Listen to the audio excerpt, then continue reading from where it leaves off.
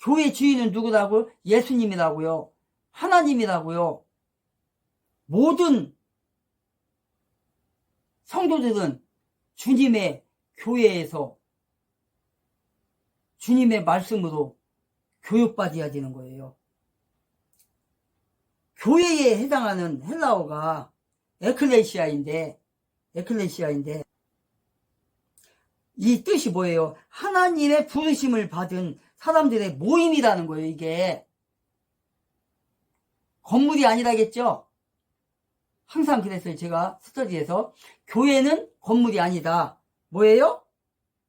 에클레시아는 건물이 아니에요. 예수 그리스도를 시인한 사람들이 모여서 예배드리는 단체, 하나님의 부르심을 받은 사람들의 모임이라는 거예요. 그게 교회인 거예요. 그게 바로 우주적 교회인 거예요. 우주적 교회. 그럼 이거 뜻이 뭐예요? 부름을 받은 뜻은 부름은 받은 사람, 예수님의 하나님의 부름을 받아 보내심을 받은 자들의 모임, 그것이 에베소서에 나오는 교회, 우주적 교회, 초월적인 교회, 유대인들과 이방인들이 하나가 된 예수 그리스도의 십자가의 피로 말미암아 하나가 됐어요. 그게 우주적 교회라는 거예요. 그걸 얘기하는 거예요, 지금. 그래서 항상 상황에 맞는 세상으로부터의 하나님께서 구원해 내신 사람들의 모임, 그걸 말하는 거예요. 로마서 한번 찾아볼까요? 로마서 8장 30절.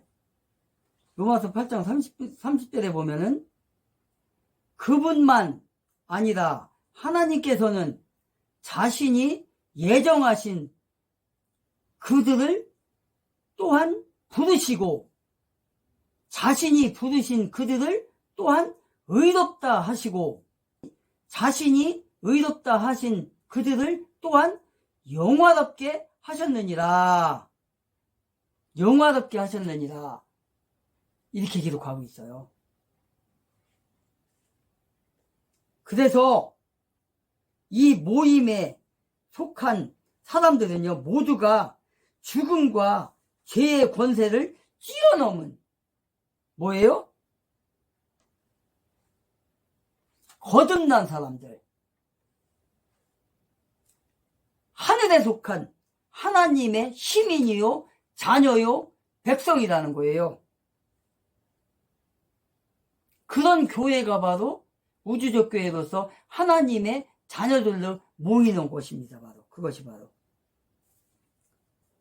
그래서 예수님께서는 지금 베드로의 신앙 고백을 듣고 지금 뭐라고 하는 거예요? 예수께서 교회에서 믿는 유대인들과 이방인들이 뭐예요? 연합하여 구성된 새로운 연합된 교회, 새로운 몸을 세우려고 오셨던 예수님이라는 거예요. 오셨던이라는 말은 뭐예요? 하늘로 올려셨다는 거죠. 그리고 성령으로 예수님을 영접한 사람들의 마음속에 육체 가운데 거하시는 거예요. 그리고 우리들에게 그때그때마다 지시하시고 말씀하시고 우리가 말하는 거, 행동하는 거 이런 거를 자제시키고 옳은 판단을 하게 만드는 거예요. 그래서 예수 믿는 사람들은 불법이나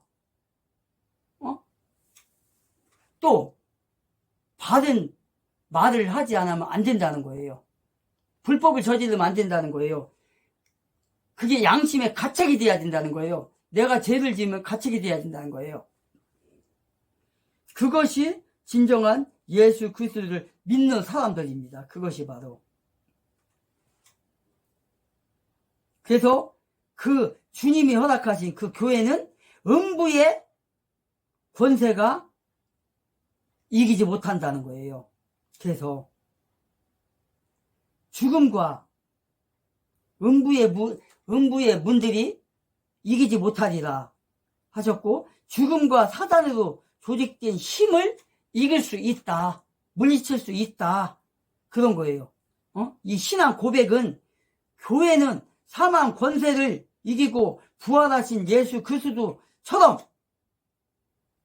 당연히 사단의 권세를 이길 수 있다는 거예요. 승리할 수 있다는 거예요.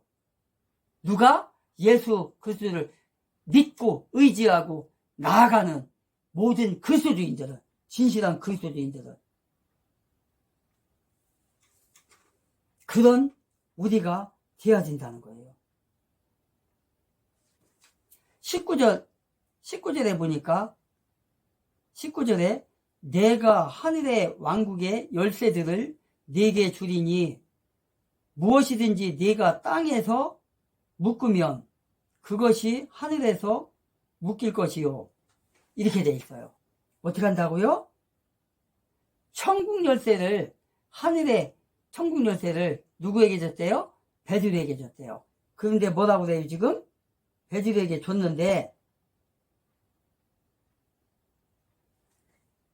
땅에서 묶으면 묶이고 어디에서? 하늘에서. 땅에서 풀면 어떻게 한대요? 풀린대요. 하늘에서. 그게 뭐예요? 기도란 말이에요. 기도. 교회를 음부의 권세가 이기지 못하는 교회, 이런 교회를 지금 만든다는 거예요. 예수 그리스도의 말씀을 이름으로 우리가 행할 때, 기도와 말씀으로 행동하고 나아갈 때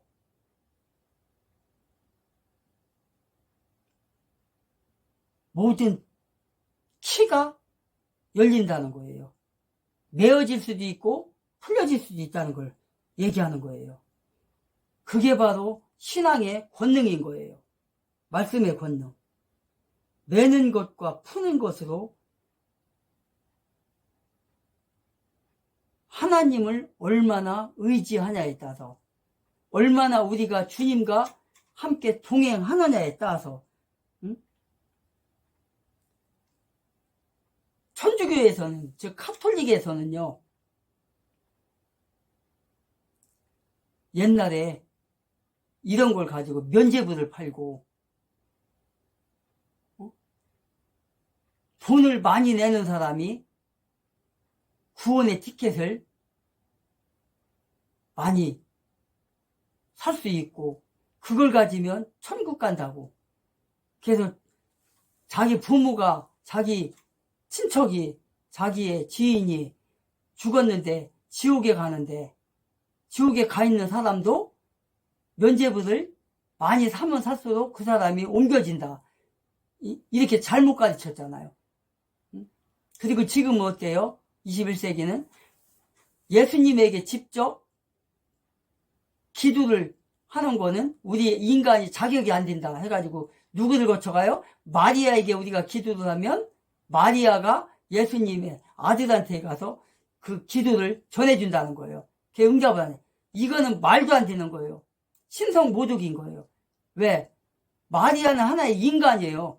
예수님을 낳는데 마리아의 육체를 빌려서 예수님이 태어났을 뿐이지 신이 아니란 말이에요. 신이 아니란 말이에요. 근데 카톨릭에서는 예수님 어머님도 신으로 보잖아요. 근데 성경은 그렇지 않아요. 카톨릭에서는 그렇게 가르치고 있어요. 잘못된 거라는 거예요. 그게 분명히 예수를 주로 모신 교회의 복음 전파 사역에 걸림돌이 되는 거예요. 그거는. 그게 아니라고요. 오로지 예수님을 교회의 주인이요 믿음의 대상으로 예수님의 이름으로 기도할 때 우리가 하나님의 교회가 되는 거예요. 주님의 교회가 되는 거예요.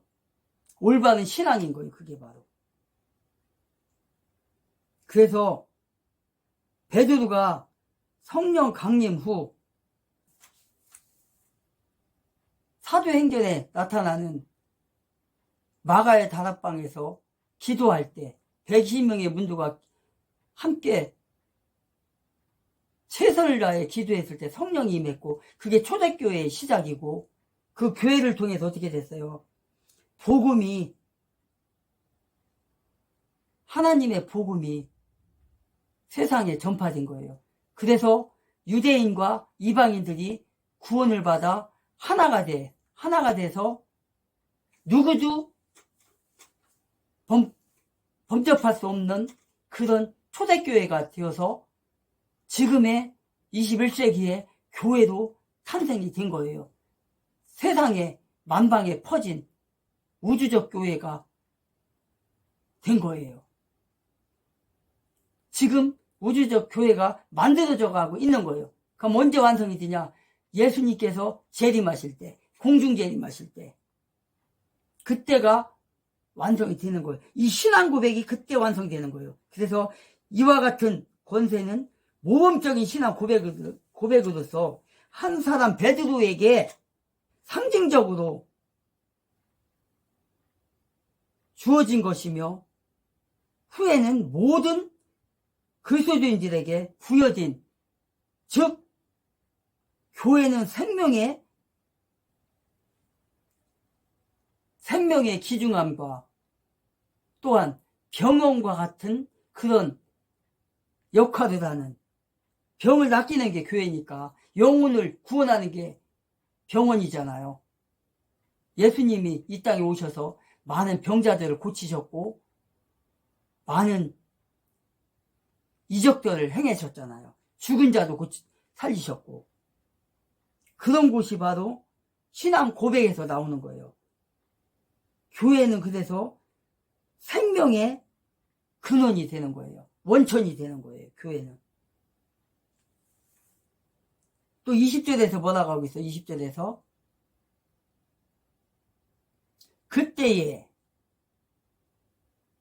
제자들에게 명하사 자기가 그리스도 예수라는 것을 그들이 아무에게도 말하지 못하게 하시니라. 이렇게 됐어요.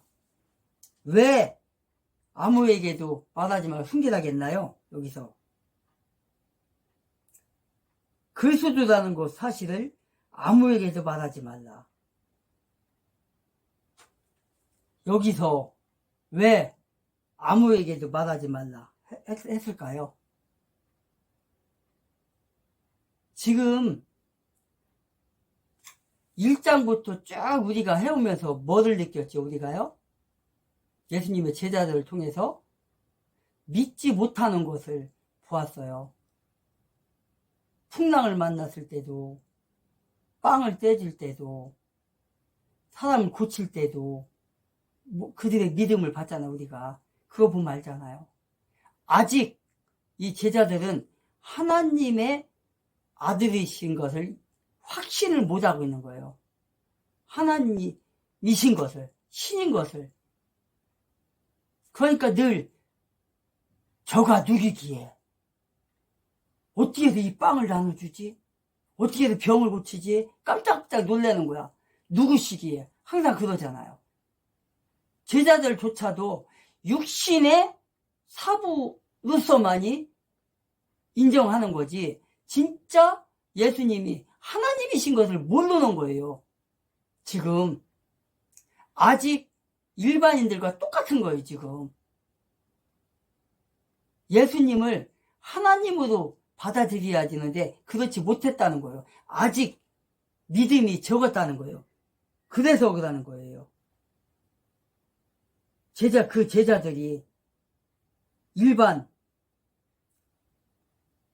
국민들과 같은 행동을 해왔고 말을 해왔고 하니까 아직 깨닫지 못하는 게 이제 깨달을 날이 오기까지 기다려주는 거예요. 그러니까 어디 가서 말하지 말라. 너희들이 해명할 수가 없잖아. 너희들이 믿음이 확신이 들었을 때 그때는 내가 확실하게 말해줄게. 그때 너희들이 행동으로 할 수 있고 말을 할 수 있어. 그건 거예요. 때가 아직 안 됐다. 응? 내가 메시아성을 전파하기에는 너희들이 부족하다. 아직은 부족하다. 더 배우라. 더 보라. 그런 거예요. 만일 예수가 그리스도라는 사실이 일반인에게 전파된다면 종교적으로 너희들이 감당을 못하게 될 거다. 그건 거예요. 그래서 자신이 생길 때까지 기다리라는 거예요. 기다리라는 거. 또한 예수님이 메시아로서 오신 분이라고 생각한다면 이 제자들이 또 못해 가겠어요? 우월감을 가지고 막 행동하겠죠. 왜? 유대인들은 어떤 사상이 있어요? 이스라엘인들은 다윗과 같은 용맹한 그런 왕을 기다렸단 말이에요. 그런 메시아를 기다렸단 말이에요. 그래서 예수님이 만약에 그런 분이 오셨다면 얼마나 이 제자들이 기세가 하늘을 찌르겠어요. 아, 우리 예수님께서 하나님이시래, 신이시래, 다윗과 같은 용맹한 그런 왕으로 오셨대. 우쭐할 거 아니에요. 혁명을 하실 거야. 왜? 다윗과 같은 용맹은 뭐예요? 혁명으로서 세상을 그냥 뒤집어 엎을 그런 분으로 받아들일 수밖에 없어요. 그러니까 근데 예수님은 뭐예요? 그런 분으로 오신 게 아니에요. 언제 할 수 있어요? 십자가를 지셨잖아요. 진짜 다윗과 같은 용맹한 유대인들이 받아낸 그런 분으로 오셨다면 정말 혁명을 해서 다 때려 부실 거 아니에요. 정치적으로 로마군을 그냥 다 때려 부시고 물리치고 이 제자들이 생각하는 그대로 이뤄진다면 혁명을 해서 나라를 뒤집어 엎는 거야. 로마를 그냥 다 쳐부시는 거야. 정치적으로, 육적으로, 무기로 그냥 살생을 하고. 그러나 예수님은 그런 분으로 오신 게 아니에요. 사랑으로 오신 거예요. 사랑으로 이 세상을 평화롭게 만드는 거. 그 현 정권을 무너뜨리고 내가 혁명을 해서 정권을 터뜨려야겠다 이런 분이 아니란 말이에요. 순리대로 하시는 분이에요. 이런 걸 볼 때 힘을 가진 자들 보라고요. 대한민국에 지금 일어나는 일들을 보라고요. 힘을 가지니까 어때요? 힘이 뭐예요 지금? 그 힘을 가지니까 대통령을 마음대로 일을 못하게 그 행정부에서 일하는 장관들을 탄핵을 하고 자기를 수사하는 검사를 탄핵을 하고 30명이나 탄핵을 하고 급기야는 대통령을 탄핵을 하더니 이제는 대행인 총리까지 탄핵을 하잖아요. 거기다 대고 2025년 그 행정부를 움직일 그 돈을 다 삭감을 해버리잖아요. 아무것도 안 주잖아요. 그러니까 계엄령을 내릴 수밖에 없는 거예요. 이거는 경고 차원에서. 저들은 부정선거를 통해서 192명이라는 의원을 뺏어가더니 그러니까 몇 명을 뺏어간 거예요. 한 85명을 뺏어간 거예요. 국민의힘 당권, 자유한국당, 자유통일당권을. 그렇게 갖고 지금 뭐 어떻게 해요? 사람들이 그러잖아요. 여의도의 대통령이 누구예요? 이재명이에요. 윤석열 대통령을 능가하는 국회의원을 그렇게 뺏어가더니 그걸 가지고 정권을 이제 내란을 통해서 그게 내란이잖아요. 지금 행정부를 마비시키는 게 내란이지 뭐예요.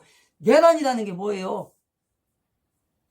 내란이라는 게 현 정부를 뺏는 거잖아요. 현재 통치자를 뺏어가는 거잖아요. 그게 뭐예요? 저들이 윤석열 대통령 때도 계엄을 했다고 내란이라고 하잖아요. 아닙니다. 내란이라는 뜻이 뭐예요? 읽어드리겠습니다. 내란이란 뭐예요? 내란이라 하면 나라 안에서 정치적 목적으로 벌이는 난으로서 정권을 탈취하고 헌법의 정치력을 파괴하려는 무력적인 행사, 분쟁 또는 전쟁을 의미한다. 이거예요, 내란이. 그러면 대통령이 이런 내란을 저질렀습니까? 그럼 대통령이 내란을 저지른다면 뭐 황제가 돼요? 우리나라에서? 하나님이 돼요? 아니란 말이에요. 두 번째, 대한민국 헌법에서 정의하는 내란이란 대한민국 영토의 정부 또는 일부에서 국가 권력을 배제하거나, 이게 뭐예요? 제 87조 본문 절차에 의하지 아니하고 헌법이나 법률의 기능을 소멸시키거나 제 91조 제2호 이걸 범하는 거예요. 세 번째 뭐예요? 헌법에 의해 설치된 국가기관을 강압적으로 전복시키거나 권능 행사를 불가능하게 할 목적으로, 이게 이게 헌법이에요. 제91조 제2호 폭동을 일으키는 것을 내란으로 규정하는 것, 즉 나라 안에서 현 정부에 대항하거나 정권을 잡으려고 벌이는 큰 싸움을 내란이라 하는 것이다. 그렇다면 계엄은 뭐예요? 계엄은 뭐냐? 첫 번째가 대한민국 헌법 제 77조에 의하면 대통령은 전시, 사변 또는 이에 준하는 국가 비상사태에 있어 병력으로서 군사상의 필요에 응하거나 공공의 안녕 질서를 유지할 필요가 있을 때에는 법률이 정하는 바에 의해 계엄을 선포할 수 있다. 자, 윤석열 대통령이 한 거 보라고요. 자, 제 77조에 뭐라고 돼 있어요? 대통령은 전시, 사변 또는 이에 준하는 뭐라겠어요? 국가 비상상태. 행정부가 지금 비상상태잖아요. 왜? 전시, 사변이라겠잖아요. 또는 이에 준하는 국가 비상사태. 지금 국가 비상상태잖아요. 행정부를 마비시켰잖아요, 지금. 자기를 수사하는 검사를 탄핵을 시키고, 행정부 마비시키기 위해서 장관들을 방송통신위원회 위원장을 탄핵을 시켜서 아무것도 못하게 만들어놨잖아. 이게 국가 비상상태 아니에요, 지금. 이게 그 다음에 뭐를 또 했어요? 감사원장을 탄핵을 시켰잖아요. 감사원장을. 이게 국가 비상사태 아닙니까? 거기다가 대통령실에서 쓸 수 있는, 행정부에서 쓸 수 있는 모든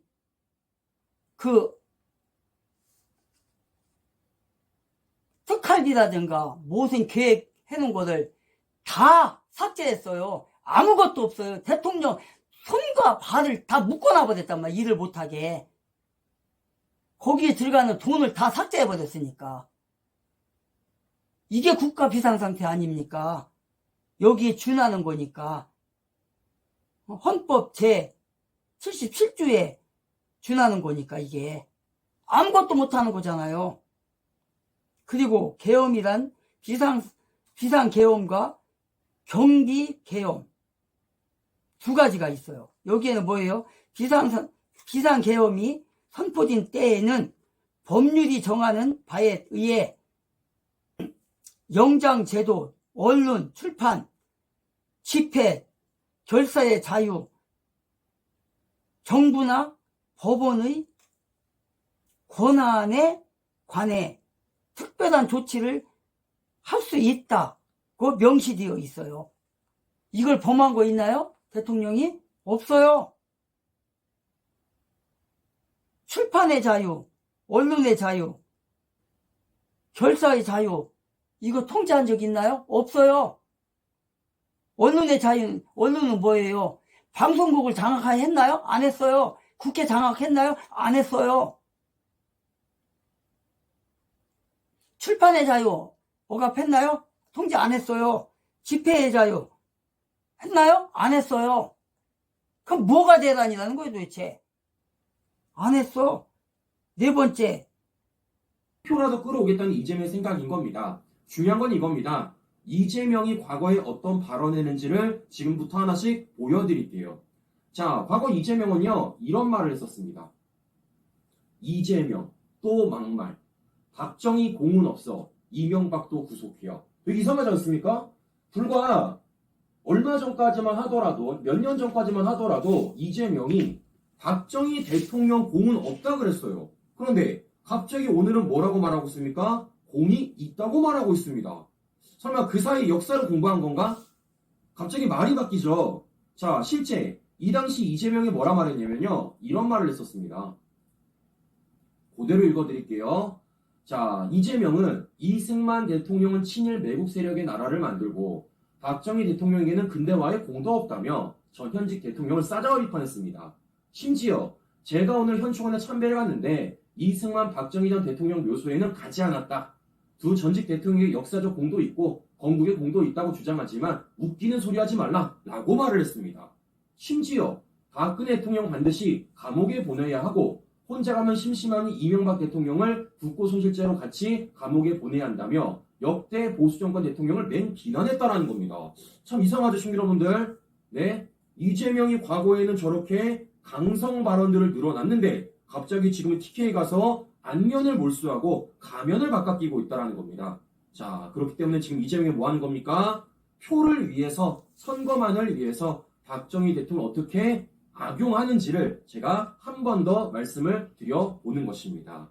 자, 무엇보다 이재명은요, 절대 이런 말을 하면 안 됩니다. 제가 방금도 보여드렸지만 이재명 어떻습니까? 굉장히 센 발언이에요. 우린 이걸 두고 막말이라 그럽니다. 자, 그런데 이러한 막말이 이재명이 처음이 아니었다는 겁니다. 심지어 그 주어가 박정희, 박근혜 대통령님에게 똑같이 했었다라는 거예요. 자, 방송 발언, 자극적 발언이라고 하시는데 저는 대중들이, 국민이 일반적으로 쓰는 단어를 썼어요. 저는 정치에서 품격 있는 언어라는 이름으로 국민들이 알아듣지 못하는 단어를, 용어를 쓰는 정치권 잘못되라고 생각합니다. 그걸 정확히 얘기하면 자극적인 발언입니다. 아니, 이 나라의 주민은 국민이에요. 자, 그래가지고, 아니, 아무 데나 대놓고 정치인들 좋은 말 하죠. 안 된다는 말 안 하고 적극 검토하겠습니다. 긍정 검토하겠습니다. 이런 거 전부 다 고리발 내잖아요. 이게 정치 불신의 원인이거든요. 예. 머슴들은 주인이 쓰는 언어를 써야지, 머슴들끼리 자기들 품위 있는 척, 우아한 척 하면서 주인은 알아듣지도 못하는 이상한 언어 쓰는 거 옳지 않아요. 그러니까 결국은 언어란 예. 의사를 전달하기 위해서 하는 것이고, 의사 전달에 가장 필요한 단어를 써야 되는 건데, 제가 제일 알아듣기 쉬운 편한 말 쓰잖아요. 저는 예를 한번 들어보세요. 제가 무슨 자극적이고 선동적인 말 했습니까? 제가 예를 들어 못 드신다요? 준비했습니다. 네. 한번 보시죠. 여러분의 손으로 무덤을 빱시다. 우리의 손으로 그를 잡아 역사적으로 박정희의 유해 옆으로 보내줍시다, 여러분. 박근혜와 함께 그를 호위하는 새누리당과 함께, 그리고 이 모든 사태의 뿌리인 재벌 기득권자들과 함께 역사의 그 무덤 속으로 보내버립시다, 여러분. 미필적 고의. 자, 신경 들어보셨죠? 지금 이재명이 어떻게 말하고 있습니까? 분명히 앞에는 말했어요. 나는 어려운 말을 안 쓴다. 나는 머슴이기 때문에 주인의 말을 쓰는 거고, 나는 일반 국민들의 말을 쓴다라고 말했던 게 이재명이옵니다. 근데 제가 여쭤보는 겁니다. 우리 일반 국민들이 이러한 패드립을 한 사람이 있습니까? 역사 여러분의 손으로 무덤을 팝시다. 박근혜 대통령을 우리의 손으로 끌어잡아 역사 속으로 박정희 유역으로 보내주십니다, 여러분. 야, 역시 드럼통답다. 역시 드럼통 시민 여러분들. 네? 지금 이재명은 이게 강성 발언도 아니고 막말도 아니고 우리 국민의 기준에 맞췄고 우리 국민의 시각에 맞춘 발언이라고 분명히 영상에서 지가 말한 겁니다. 자, 우리 국민들은요, 이런 말을 한 적이 없습니다. 생각해 보십시오. 돌아가신 아버지 무덤으로 딸을 묻겠다고 말하는 게 얼마나 큰 말입니까? 어마어마한 막말이에요. 근데 이걸 지금 이재명이가 하고 있다는 겁니다. 자, 오늘 우리 TK 지역에 계신 분들 잘 보셔야 돼요. 이재명이 이 발언이 얼마나 진정성이 없는지, 과거에는 어떤 말을 해왔는지. 자, 결국 뭐 하는 겁니까? 선거 때마다 표가 된다고 생각할 때마다 태세가 전환이 되는 거예요. 자, 그러니까 과거에 새누리당이 있을 때는 그때는 좌파들의 박근혜 대통령 불법 탄핵 몰이로서 있는 말 없는 말 다 꺼내서 막말과 강성발언 쏟아냈습니다. 그걸 이재명은 문제없다고 지가 혼자 방금 떠들었다가 지금 방송에서 영상 보여주니까 찔끔찔끔 하는 거죠. 마찬가지입니다. 지금은 저 영상이 묻혀졌다 생각하고 지금은 저런 발언이 묻혀졌고 까먹었다 생각하니까 지금 은근슬쩍 박정희 대통령을 띄워가면서 TK에서 표 받아보겠다라는 거예요. 자, 여기에 속는 국민들 없기를 바라도록 하겠습니다. 제가 그래서 가지고 왔어요. 왜냐? 난 안 까먹거든. 나는 그 시절을 절대 까먹을 수가 없습니다. 전 다 알아요. 이재명이 과거에 어떤 발언했고 그게 어디서 나왔는지 영상과 자료 다 갖고 있습니다. 제가 말씀드렸죠? 이재명의 막말 138까지 갖고 있다고 제가 분명 말씀드렸습니다. 네, 지금 민주당이 김문수와 관련돼서 망언집이라고 말할 때마다 말씀드렸죠? 이재명 망언집 138까지 갖고 있다고 한 개 떡가드렸어요. 자, 그렇기 때문에 이재명은요, 하던 거 그냥 하세요. 뭐 하면 됩니까? 조국당이랑 손 잡았잖아요. 진보당이랑 손 잡았잖아요. 네, 그렇기 때문에 하던 대로 그냥 해라 라는 말씀을 드려보는 겁니다. 자, 무엇보다 최근 들어 이재명이 어떤 모습을 보이고 있습니까? 기업을 위한 척, 기업을 살려야 되는 척, 소위 말하는 친기업적 모습을요 보이고 있잖아요. 뭐라 말씀드렸죠? 척하는 것 아니겠습니까? 근데 아까 영상을 보시면 아시겠지만 이재명이 뭐라 그랬습니까? 재벌 기득권 세력들도 똑같이 몰아내겠다고 말했습니다. 그럼 이상하죠? 과거에는 재벌 기득권 세력이라면서 몰아내자고 말했던 이재명이 이제 와서는 기업들을 방문하며 아유, 기업이 잘 돼야 됩니다. 기업이 잘 돼야지만 우리나라가 살 수 있습니다. 라고 말하고 있다는 겁니다. 이게 얼마나 이상합니까, 시청자 여러분들. 자, 보는 것처럼 이재명이란 사람이 정치적으로나 경제적으로나 기업을 바라보는 면이나 어떻다는 겁니까? 어마어마한 이중성 있는 걸 확인해 볼 수 있다는 겁니다. 네, 이게 뭐 엄청 지난 일이면 제가 말을 안 하겠어요. 근데 불과 몇 년 안 됐다는 게 문제인 거죠. 자, 이렇기 때문에 이 부분에 대해서 우리 속는 국민들 없으시길 바라면서 누차 말씀드립니다. 이번 선거를 우리가 왜 잘 치러야 되는지, 이번 선거를 우리가 왜 이겨야 되는지 한 번 더 말씀을 드려보는 거예요. 자, 그럼